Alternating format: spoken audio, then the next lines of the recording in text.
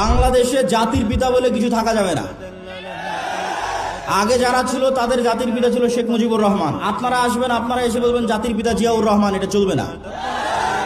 1947 নাই মানে এই দেশে মুসলমানদের 190 বছরের ব্রিটিশ বিরোধী আন্দোলনের কোনো স্বীকৃতি নাই। বাংলাদেশ 1971 শুরু হয়নি, ওটা ডাহা মিথ্যা কথা। বাংলাদেশের নিজের সংস্কৃতি কৃষ্টি কালচার প্রমোট করতে হবে, যেটা উসমান হাদি বলেছে কালচারাল ফ্যাসিজমের বিরুদ্ধে আমাদেরকে লড়াই করতে হবে, যে কারণে তাকে জীবনও দিয়ে দিতে হবে। ভারতীয় আধিপত্যের কালচারাল হেজিমনি তার যতগুলো চিহ্ন আছে তার মধ্যে একটা বড় চিহ্ন হচ্ছে রবীন্দ্রনাথ ঠাকুরের শিরকি জাতীয় সঙ্গীত।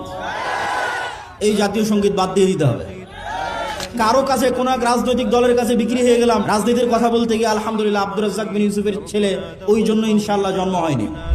আল্লাহ যদি আমাকে কবুল করে তো আমাকে দিয়ে বাংলাদেশে পূর্ণাঙ্গ বিপ্লবের যদি আল্লাহ সুবহানাহু ওয়া তাআলা কবুল করে করুক, আর আল্লাহ সুবহানাহু ওয়া তাআলা যদি কবুল না করে তো আমার জায়গা থেকে এই দাওয়াতের মধ্যেই সীমাবদ্ধ। আগামী 50 বছর পর বাংলাদেশে এরকম যুবক তৈরি হবে যারা ইসলামী বিপ্লব, পূর্ণাঙ্গ ইসলামী বিপ্লব করবেই করবে, আজ না হলে ঈসা আলাইহিস সালামের যুগে হবে।